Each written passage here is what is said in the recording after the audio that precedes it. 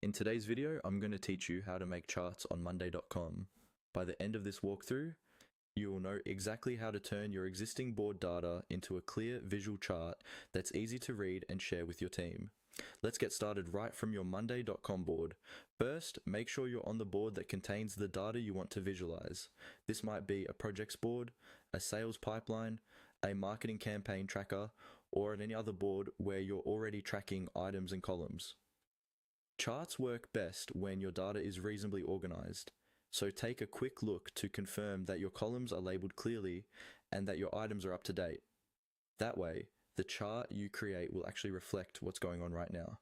At the top of your board, you'll see a section where your different views are listed.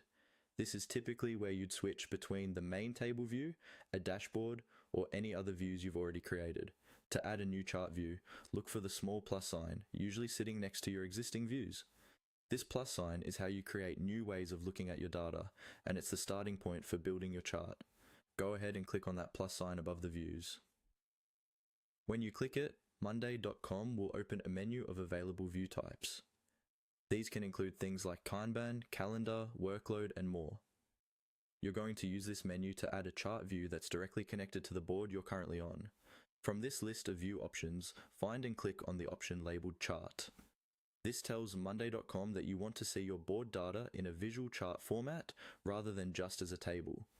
Once you select Chart, a new chart view will be created and added to the top of your board alongside your other views. After clicking Chart, Monday.com will typically open a configuration panel where you can choose what kind of chart you want, like a bar chart or pie chart, and which columns your chart should use. Take a moment to experiment with those options so your chart matches the story you're trying to tell with your data. You can always come back and adjust the settings later if your needs change. And that's it. You've successfully created a chart view on your Monday.com board by clicking the plus sign above the views and selecting Chart from the list.